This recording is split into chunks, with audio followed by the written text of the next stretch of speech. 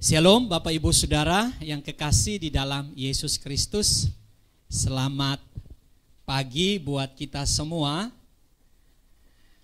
Satu anugerah Tuhan yang luar biasa buat kita jika hari ini kita masih diberi kesempatan oleh Tuhan untuk beribadah, memuji dan memuliakan nama Tuhan di tengah-tengah pandemi COVID yang masih terus menyebar di kota kita atau di bangsa kita. Dan dalam kesempatan ibadah secara online ini, kita tahu bahwa Tuhan ada dan terus menyertai kita dan tidak mengurangi akan sukacita kita di dalam kita menyembah Tuhan. Dan saya percaya Bapak Ibu Saudara yang ada di rumah yang sedang mengikuti live streaming ini, kita semua sedang dalam kondisi yang baik, dalam kondisi keadaan yang disertai Tuhan, penuh sukacita, penuh damai sejahtera, penuh kuasa Tuhan, penuh berkat Tuhan, penuh dengan rahmat Tuhan. Ada amin? Puji Tuhan Bapak Ibu Saudara. Mari buka Alkitab kita di minggu pertama di bulan Maret ini. Saya ingin kita bersama-sama merenungkan firman Tuhan di dalam Injil Matius pasal yang ke-24. Kita lihat ayat yang ke-9 sampai dengan ayat yang ke-12. Pada waktu itu kamu akan diserahkan supaya disiksa, dan kamu akan dibunuh dan akan dibenci semua bangsa oleh karena namaku. Dan banyak orang akan murtad dan mereka akan saling menyerahkan dan saling membenci. Banyak nabi palsu akan muncul dan menyesatkan banyak orang. Ayat 12. Dan karena makin bertambahnya kedurhakaan, maka kasih kebanyakan orang akan menjadi dingin. Tema kita hari ini adalah kasih yang bernyala-nyala. Saudara, bukan hanya roh kita yang bernyala-nyala, kata firman Tuhan, tetapi izinkan hari ini saya membawa kita untuk bersama-sama belajar bagaimana kita memiliki kasih yang bernyala-nyala. Nah, Bapak Ibu Saudara yang kekasih di dalam Yesus Kristus, sadar atau tidak sadar kita hari-hari ini dengan berbagai macam peristiwa yang sedang melanda dunia ini dan melanda hidup kita, secara khusus banyaknya bencana-bencana alam yang terjadi dan juga wabah pandemi dan kejahatan serta kedurhakaan yang terjadi di mana-mana, maka sadar atau tidak sadar kita sedang berada di penghujung daripada akhir zaman. Saudara percaya bahwa saudara sedang berada di penghujung akhir zaman? Ada amin? Amin. Dan salah satu dari tanda akhir zaman, yaitu di dalam ayat yang ke-12. Di situ dikatakan bahwa kasih kebanyakan orang akan menjadi dingin. Kasih kebanyakan orang akan menjadi dingin. Maksud dari ayat ini adalah bahwa kasih kita, baik itu kepada Tuhan maupun kepada sesama, akan menjadi dingin. Kata dingin yang dimaksud artinya tidak lagi sesuai dengan target yang Tuhan inginkan, sebagaimana Dia mau kita mengasihi Dia dan mengasihi sesama. Oleh sebab itu pada hari ini Bapak Ibu Saudara, ini menjadi satu koreksi bagi setiap kita. Apakah hari ini kasih saya kepada Tuhan dan kepada sesama mulai dingin? Apakah kasih saya hari ini kepada Tuhan dan kepada sesama mulai suam-suam? Saudara, yang bisa menjawab pertanyaan ini hanyalah saudara sendiri dan Tuhan. Orang tidak akan tahu apa yang sedang terjadi di dalam kehidupan saudara. Apalagi di dalam masa social distancing, kita semua dianjurkan untuk lebih banyak beraktivitas dari rumah. Jarang kumpul, jarang bersama-sama. Bahkan kita juga jarang berkomunikasi. Maka yang tahu kondisi keadaan kasih kita ialah diri kita sendiri dengan Tuhan. Nah, saudaraku yang kekasih di dalam Yesus Kristus, mengapa kasih itu tidak boleh dingin? Mengapa kasih itu tidak boleh suam-suam? Firman Tuhan di dalam kitab Wahyu pasal yang kedua ayat yang keempat. Mari kita baca bersama-sama firman Tuhan ini. Namun demikian, aku mencela engkau karena engkau telah meninggalkan kasihmu yang mula-mula.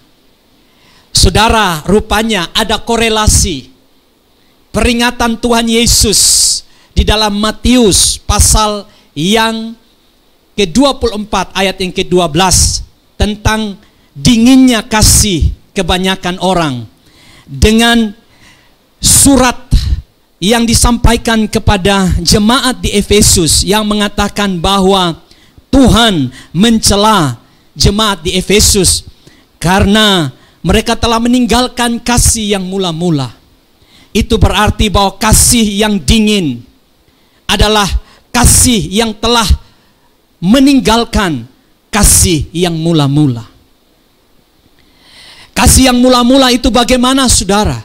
Sudah pasti kasih yang mula-mula adalah kasih yang menyala-nyala, kasih yang membara, kasih yang sungguh-sungguh kepada Tuhan dengan segenap hati, dengan segenap akal budi, dengan segenap kemampuan. Kita sungguh-sungguh mengasihi Tuhan dan juga mengasihi sesama kita. Saudara, kalau kita baca jemaat Efesus, adalah jemaat yang sungguh luar biasa, saudara. Mereka adalah jemaat yang kalau kita baca kriterianya, kita mendapati bahwa jemaat Efesus adalah jemaat yang benar-benar bekerja untuk pekerjaan Tuhan. Mereka adalah jemaat yang tekun, saudara. Mereka adalah jemaat yang siap menderita oleh karena nama Tuhan. Mereka adalah jemaat yang sabar terhadap setiap penderitaan. Tetapi semuanya itu Tuhan katakan bahwa aku mencela engkau. Engkau telah jatuh sangat dalam. Jadi saudara, sekalipun jemaat itu punya kesabaran, punya ketekunan, menderita karena Kristus, tetapi karena mereka meninggalkan kasih mereka yang mula-mula, Tuhan katakan bahwa mereka telah jatuh amat sangat dalam. Itu sebabnya Tuhan meminta mereka supaya mereka bertobat dan kembali kepada kasih mula-mula. Saudara, mengapa kasih itu begitu penting?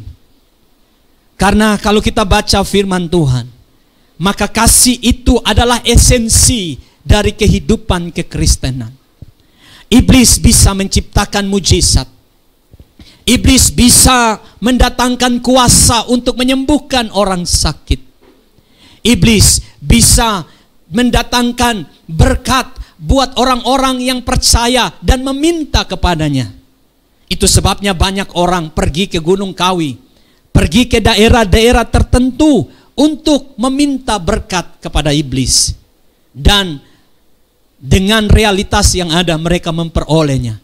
Tetapi ingat saudara, ketika mereka mendapatkan berkat daripada iblis, mendapatkan kekayaan daripada iblis, maka akan ada keterikatan dan tumbal yang harus mereka berikan kepada permintaan-permintaan iblis.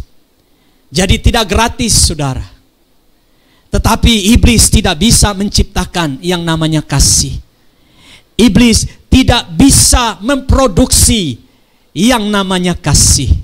Sebab firman Tuhan berkata di dalam Alkitab bahwa kasih itu adalah Allah dan Allah itu adalah kasih itu sendiri. Diri Allah adalah kasih, yang keluar dari diri Allah adalah kasih semata. Untuk itu Dia mau kita hidup di dalam kasih. Dan Bapak Ibu Saudara, mengapa pentingnya kasih? Mari kita buka di dalam Korintus, 1 Korintus pasal 13 ayat 1 hingga ayat yang kedua sampai ayat 3. Sekalipun aku dapat berkata-kata dengan semua bahasa manusia dan bahasa malaikat, tetapi jika aku tidak mempunyai kasih, aku sama dengan gong yang berkumandang dan canang yang gemerincing. Sekalipun aku mempunyai karunia untuk bernubuat, dan aku mengetahui segala rahasia dan memiliki seluruh pengetahuan, dan sekalipun aku memiliki iman yang sempurna untuk memindahkan gunung, tetapi jika aku tidak mempunyai kasih, aku sama sekali tidak berguna. Dan sekalipun aku membagi-bagikan segala sesuatu yang ada padaku, bahkan menyerahkan tubuhku untuk dibakar, tetapi jika aku tidak mempunyai kasih, sedikit pun tidak ada faedahnya bagiku. Bapak Ibu Saudara yang kekasih, Rasul Paulus ingin membuat perbedaan, bahwa sekalipun ada seseorang yang memiliki karunia yang ia jelaskan di dalam ayat 1, 2, dan 3, yaitu karunia di dalam berbahasa malaikat, karunia hikmat, bisa memiliki iman yang sempurna, bahkan karunia untuk menyerahkan dirinya untuk menderita bagi Kristus. Tetapi kalau itu tidak berdasarkan kasih, kalau di dalamnya tidak ada kasih, maka Alkitab mencatat, Paulus berbicara dengan tegas bahwa ia seperti gong yang berkumandang dan canang yang gemerincing, yang tidak ada isinya. Dan firman Tuhan dengan jelas berkata, tanpa kasih, maka apapun yang kita lakukan di dunia ini tidak ada faedahnya. Untuk itu, mari Bapak Ibu Saudara, bersama saya kita lihat apakah kasih kita sedang bernyala-nyala atau sedang dingin. Untuk itu saya ingin membawa kita bagaimana agar kasih kita tetap bernyala-nyala bagi Tuhan dan bagi sesama. Bapak Ibu Saudara, yang pertama yaitu bagaimana agar kasih kita bernyala-nyala, bagaimana agar kasih kita tidak dingin. Maka yang pertama yang sangat penting yaitu bangun hubungan terus-menerus dengan Tuhan. Mungkin Bapak Ibu sudah bosan dengan kata hubungan. Mungkin bagi kita berbicara soal hubungan dengan Tuhan sepertinya sudah biasa-biasa saja. Tetapi saudara, ini adalah satu kata yang powerful. Mengapa? Karena Yesus datang ke dalam dunia ini tidak mencari apapun di dunia ini. Yesus punya segala-galanya di surga. Dia punya kemuliaan, dia punya kuasa, dia punya seluruh harta kekayaan. Dia tidak butuh apapun dari dunia ini. Tetapi yang dia lakukan untuk datang ke dalam dunia ini, dia ingin membangun hubungan dengan manusia, supaya manusia dapat mengenal dia, supaya manusia dapat tahu tentang siapa dia, supaya manusia dapat merasakan kasih yang daripadanya. Sebab firman Tuhan, tanpa ada pembuktian, maka kita sebagai orang percaya bisa saja tidak percaya kepada apa kata firman. Tetapi ketika dia berfirman bahwa dia adalah kasih, Dia membuktikan dengan turun ke dalam dunia ini. Untuk apa? Mati buat saya dan saudara. Hidup bersama-sama dengan manusia, merasakan penderitaan manusia. Dan oleh karenanya, saudara, kita dapat tahu bahwa dia bukan saja berfirman, dia punya kasih, tetapi dia adalah Tuhan yang kasih itu sendiri, dengan membuktikan bahwa dia datang untuk mencari kita dan menyelamatkan kita. Bapak, Ibu, saudara yang kekasih di dalam Yesus Kristus, itu sebabnya supaya kasih kita tidak dingin, supaya kasih kita tetap bernyala-nyala, mari terus terkoneksi dengan sumber kasih itu. Status kita sebagai anak Tuhan tidak serta-merta membuat kita terus-menerus menyala-nyala dalam kasih. Ada saatnya di mana saudara mulai dingin. Ada saatnya di mana saudara mulai suam-suam. Ada saatnya di mana saudara tidak lagi merasakan kasih yang mula-mula itu. Mengapa? Karena ada hambatan, ada sumbatan yang menyumbat hubungan saudara dengan Tuhan. Ada hubungan saudara dengan Tuhan yang mulai renggang.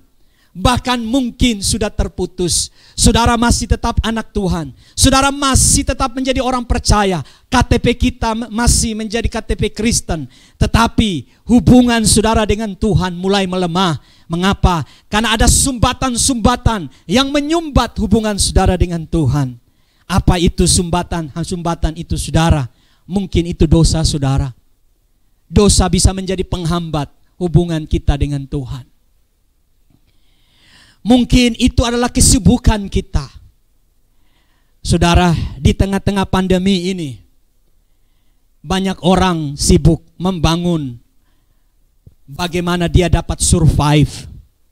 Bagaimana dia dapat bisa tetap teguh berdiri di tengah-tengah pandemi ini. Secara khusus dengan kegiatan-kegiatan positif yang ia lakukan. Mungkin karena kesibukan, kita mulai teralihkan fokus kita. Kita mulai dibawa kepada hal-hal yang lebih utama daripada Kristus Yesus sebagai yang utama dalam hidup kita. Tanpa sadar, fokus kita mulai dibawa kepada hal-hal yang lain. Tanpa sadar, pikiran kita, hati kita mulai terfokus kepada bagaimana supaya kita tetap survive. Sampai kita lupa untuk memiliki persekutuan pribadi dengan Tuhan. Bapak, Ibu, saudara yang kekasih di dalam Yesus. Atau mungkin sumbatan itu adalah kepahitan. Saudara sedang kehilangan sesuatu. Saudara sedang bergumul terhadap sesuatu. Saudara sedang berada di dalam duka yang mendalam. Saudara berada dalam kemarahan. Saudara berada di dalam titik terendah di dalam hidup rohanimu. Sehingga engkau tidak punya waktu untuk bersekutu dengan Tuhan. Atau mungkin sumbatan itu adalah kekhawatiranmu. Sehingga engkau mengalihkan kekhawatiranmu kepada hal-hal yang lain. Hal-hal itu menjadi pelarian dari kekhawatiranmu. Hal itu menjadi sebuah pelarian dari ketidakberdayaanmu menghadapi situasi hidupmu. Sehingga engkau tidak punya waktu untuk duduk di kaki Tuhan. Tidak punya waktu untuk terhubung, terkoneksi dengan sumber kasih itu. Engkau tetap anak Tuhan. Saya dan saudara tetap anak Tuhan. Tapi apakah kasihmu sedang bernyala-nyala untuk Tuhan? Apakah kasihmu sedang suam-suam kuku? Bapak, Ibu, saudara yang kekasih di dalam Yesus Kristus, mari bangun persekutuan dengan Tuhan. Mari Bapak, Ibu, saudara yang kekasih, tingkatkan hubungan dengan Tuhan. Jangan kendorkan persekutuan saudara dengan Tuhan. Ibadah secara online haruslah menjadi satu hal yang menggairahkan kita. Sekalipun secara online, saudara di rumah, tetapi biarlah itu menjadi satu fokus utama, di mana kita rindu ketemu Tuhan. Kita rindu untuk mendekat kepada Tuhan. Kita rindu untuk menikmati kasih Tuhan. Saudara, ketika pohon itu tertanam baik di tepi aliran-aliran air. Akar-akarnya merambat sampai ke sumber-sumber air. Firman Tuhan mencatat, musim kering pun, musim yang tidak pasti pun, pohon itu tetap berbuah. Mengapa saudara? Karena akarnya sampai pada batang-batang air, sehingga dia tetap berbuah di musim kering. Dia tetap menghasilkan di musim-musim sulit. Saudara, ketika saudara terhubung dengan kasih Tuhan, sekalipun hari ini saudara sedang sulit, sekalipun hari ini saudara sedang ada di dalam pergumulan yang berat, kasihmu kepada Tuhan, kasihmu kepada sesama tetap menyala-nyala, tetap tidak pudar saudara. Saudara akan tetap terbakar. Untuk apa? Untuk membuktikan bahwa engkau anak-anak Tuhan yang hidup sungguh ingin menyenangkan hati Tuhan. Bapak Ibu Saudara yang kekasih di dalam Yesus Kristus, mari bertanya hari ini, Tuhan, apakah saya sedang bernyala-nyala dalam kasih saya kepada Tuhan? Mari terhubung dengan Tuhan terus menerus saudara. Yang kedua, bagaimana agar kasih kita tidak dingin? Bagaimana agar kasih kita tetap bernyala-nyala kepada Tuhan?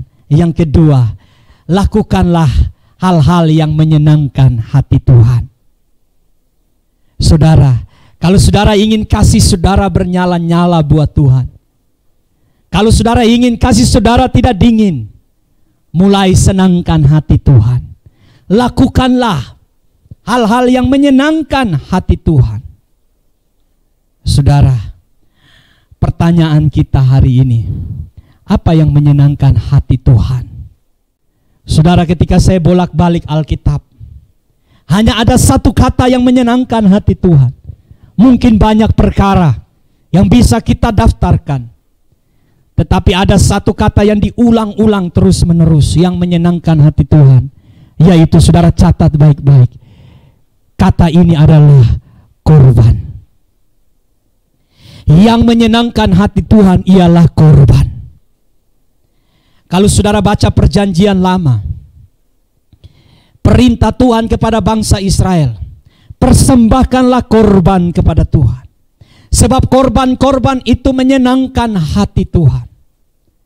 Di dalam kitab Imamat, di dalam perjalanan sejarah bangsa Israel, bahkan sampai nabi-nabi menyerukan tentang mempersembahkan korban.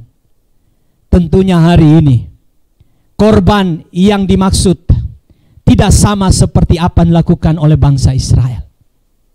Kita tidak perlu membawa kerbau, membawa sapi, membawa domba, membawa burung merpati, membawa kambing, dan semua jenis binatang yang pernah ada di dalam perjanjian lama yang harus dipersembahkan kepada Tuhan.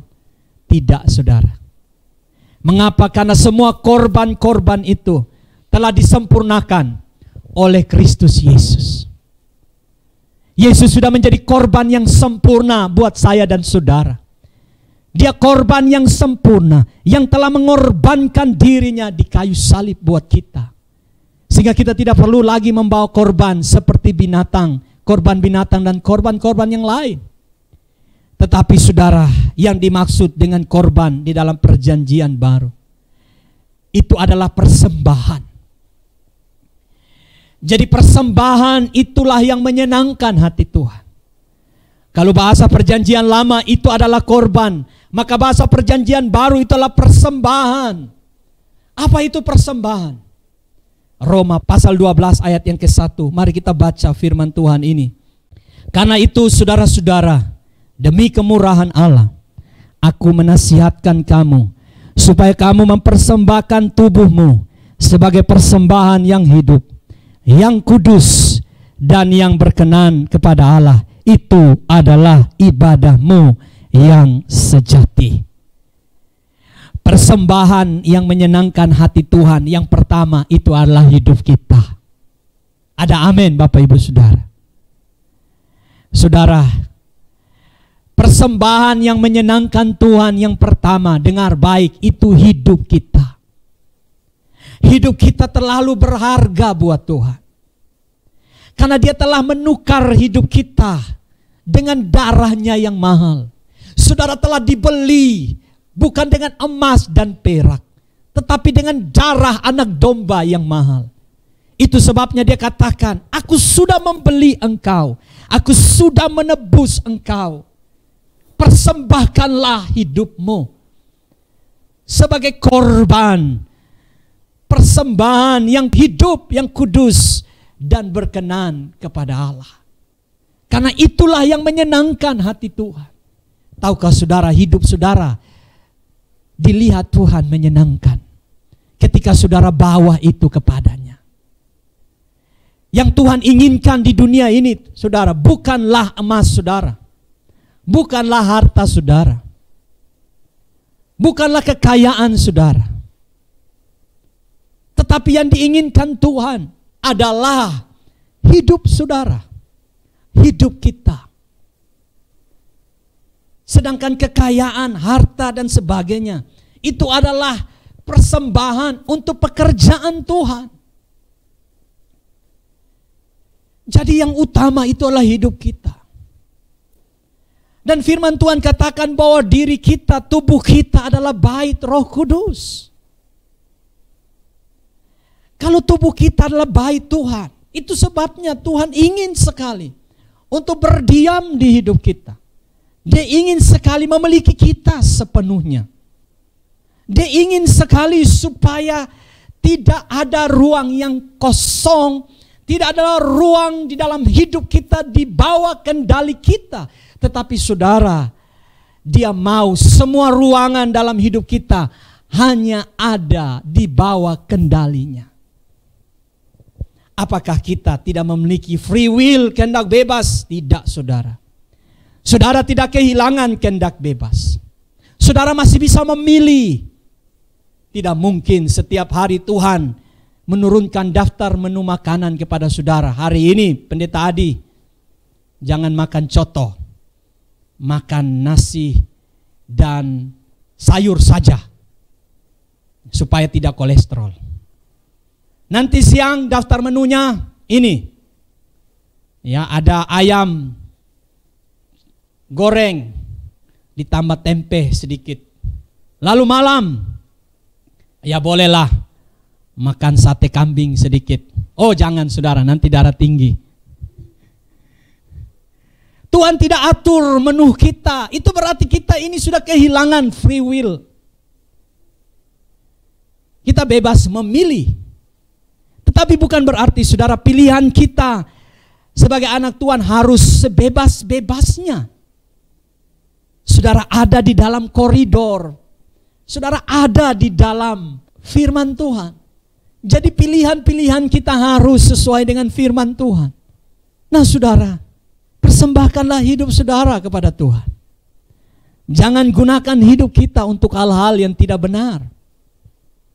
Bawalah hidup saudara kepada Tuhan. Berikanlah hidup saudara dengan sepenuhnya pada Tuhan. Dengan demikian Tuhan dapat mengontrol seluruh hidup kita.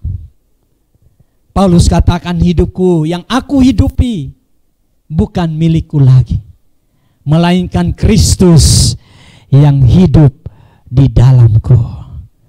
Itu membuat kita berkata seperti Paulus bahwa hidup adalah untuk Kristus dan mati adalah apa saudara? Keuntungan. Banyak orang sekarang takut mati saudara. Ya, banyak orang takut mati. Apalagi kita dengar kabar di sana sini, banyak orang pergi dengan begitu cepat karena COVID, virus COVID. Puji Tuhan, karena vaksin COVID sudah terselenggara di kota Makassar untuk hamba-hamba Tuhan, untuk orang-orang tua, bahkan untuk semua jemaat. Saya sebagai hamba Tuhan hari ini mau menyatakan kepada saudara, bentuk ketaatan kita kepada Tuhan ialah menjaga baitnya tetap kudus, menjaga tubuh kita dengan benar. Tentunya jangan saudara takut untuk divaksin. Jangan saudara pernah ragu untuk divaksin. Saya sudah divaksin saudara. Dan tidak ada masalah apa-apa. Tidak ada chip, ya, yang dibilang oleh orang-orang, tidak ada barcode, yang nanti kalau kita divaksin, kita sudah termasuk di dalam bilangan 66, ya, kita sudah menjadi pengikut antikris. Saudara, berhentilah percaya cerita-cerita yang memutarbalikan firman Tuhan. Ya, ini murni untuk kesehatan kita, murni untuk membangkitkan imun tubuh kita. Jadi saudara, saya sudah share linknya di grup jemaat. Mari daftarkan diri saudara. Mari kita vaksin. Supaya apa? Supaya nanti kita bisa ibadah secara offline. Ada amin Bapak Ibu Saudara? Amin. Jangan takut. Dan saudara, saya tidak merasakan efek yang berlebihan. Tidak ada saudara. Ada orang bilang, oh nanti berubah DNA-nya menjadi DNA binatang, menjadi DNA ular. Saudara, apakah saya sudah jadi ular hari ini? Tidak. Orang yang ngomong itu ular saudara, mulutnya ular. Tidak perlu saudara berubah jadi ular. Mulut saudara, mulut kita bisa jadi ular. Jadi saudara, saya tidak berubah jadi binatang, jadi anjing, jadi ayam. Bayangkan kalau Pastor Adi berubah jadi ayam saudara. Bisa-bisa kita makan daging ayam, ternyata itu Pastor Adi saudara ya. DNA kita itu tetap kita. Tuhan sudah menciptakan kita sedemikian rupa dan DNA kita tidak akan berubah. Saya unik, saudara juga unik. Artinya kita tidak pernah sama. Sekalipun kita ada keluarga yang memiliki keturunan kembar, itu pun tidak sama saudara. Sidik jari kita berbeda, DNA kita berbeda. Itulah Tuhan yang luar biasa. Jadi hari ini ambil kesempatan untuk memberikan diri saudara divaksin. Saudara sedang menjaga bait Tuhan, yaitu tubuh saudara, dengan begitu luar biasa. Supaya dengan tubuh yang sehat, saudara bisa melayani Tuhan. Saudara bisa bekerja. Saudara bisa memuliakan Tuhan. Saudara bisa melakukan apapun. Yang muda-muda saya anjurkan itu. Supaya saudara bisa menikah di tahun-tahun yang akan datang. Tidak kena COVID. Ada amin. Nah Bapak Ibu Saudara, jangan kita terlalu jauh pada COVID atau vaksinnya. Kita kembali kepada firman Tuhan. Supaya kasih kita tetap menyala-nyala. Lakukanlah hal-hal yang menyenangkan Tuhan. Dan kemudian saudara, di situ dikatakan persembahan itu menyenangkan Tuhan. Persembahan apa itu? Hidup kita. Dan yang kedua, yaitu persembahan apa yang saudara miliki untuk Tuhan. Tuhan senang dengan persembahan kita. Tuhan senang dengan apa saudara? Hidup kita.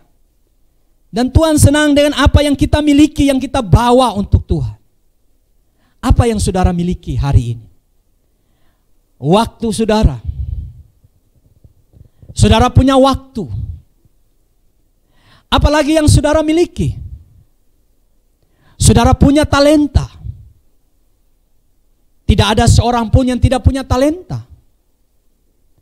Saudara punya talenta, misalnya talenta itu saudara bisa masak. Dan saudara punya banyak kemampuan untuk membuat makanan-makanan yang enak. Buatlah makanan-makanan yang enak saudara. Untuk keluarga saudara. Tetapi ingat juga ada orang-orang lain yang mungkin dari talenta saudara itu. Ada orang-orang yang di pinggir jalan.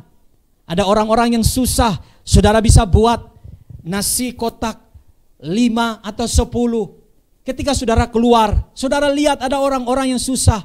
Turunkanlah kaca mobil saudara. Bagikanlah itu kepada orang yang sedang lapar.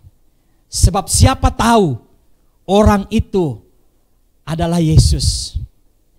Sebab Tuhan datang menyerupai orang-orang yang susah. Itu sebabnya dia berkata, ketika aku lapar, engkau memberi aku makan. Ketika aku di penjara, engkau datang mengunjungi aku. Ketika aku kedinginan, engkau memberikan aku pakaian.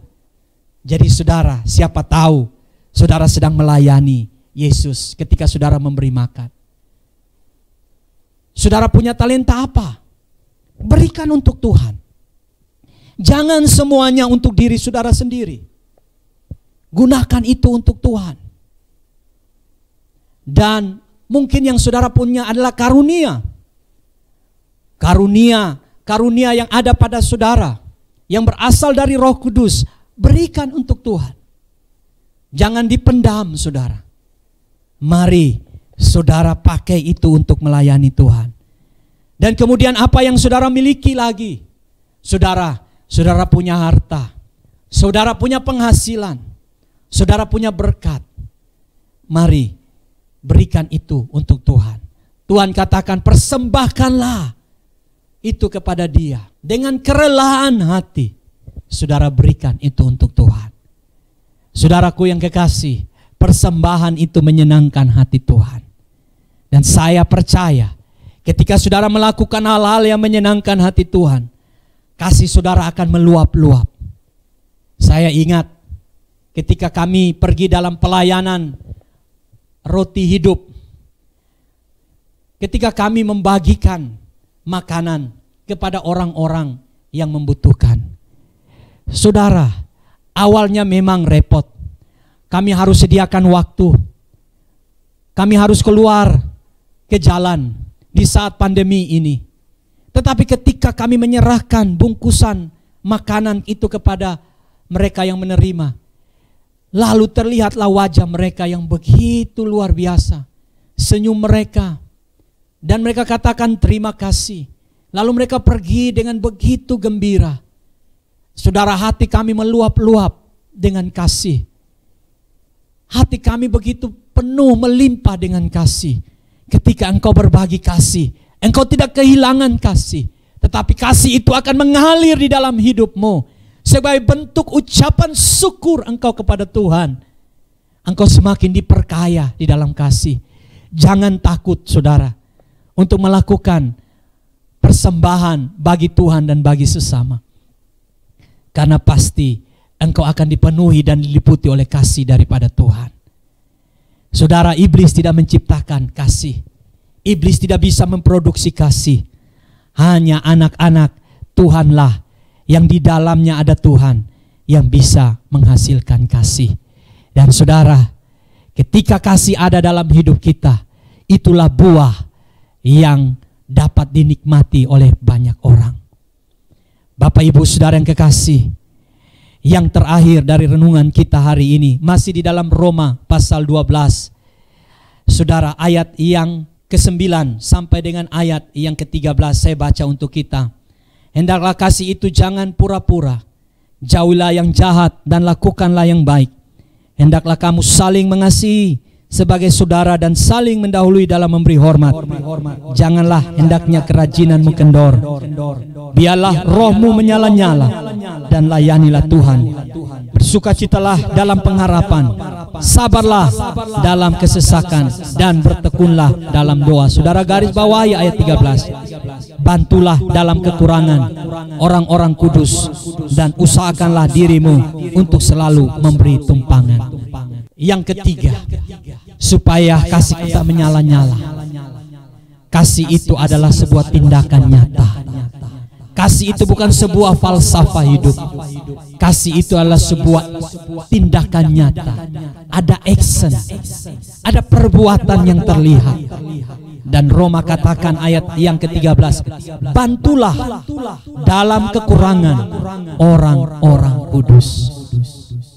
Hari ini mungkin saudara berkata, saya dalam keadaan susah. Hari ini mungkin saudara berkata, saya tidak punya apa-apa. Tetapi buat saya tidak akan berkata seperti itu. Bagi saya, Yesus sudah cukup. Dan saya percaya firman Tuhan katakan, Yesus datang supaya kita punya kelimpahan. Alkitab mencatat, bantulah mereka yang sedang kekurangan. Kasih itu adalah tindakan nyata. Jika engkau punya kasih, maka lakukanlah itu. Supaya kasihmu tidak dingin. Buatlah sesuatu untuk sesama di dalam masa sulit ini. Jika ada yang sedang berduka cita, hiburkanlah.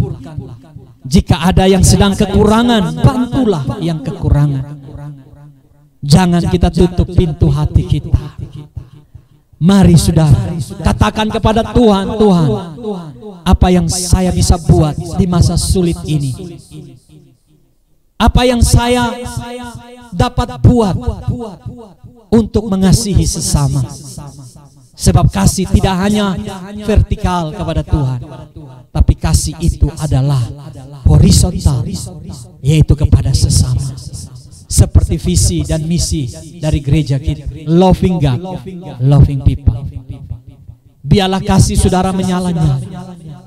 Lakukanlah, bangunlah hubungan dengan Tuhan. Lakukanlah hal-hal yang menyenangkan hati Tuhan. Persembahkanlah hidup saudara. Persembahkanlah apa yang saudara miliki untuk Tuhan. Dan yang ketiga, bantulah sesama orang percaya yang sedang dalam kesulitan. Maka saya percaya kasih saudara tidak akan dingin. Kasih saudara akan menyala-nyala. Saudara akan tetap berkobar-kobar, membara kasih saudara. Karena Tuhan Yesus yang sumber kasih itu lihat dalam hidup saudara. Kiranya renungan firman Tuhan memberkati kita. Amin.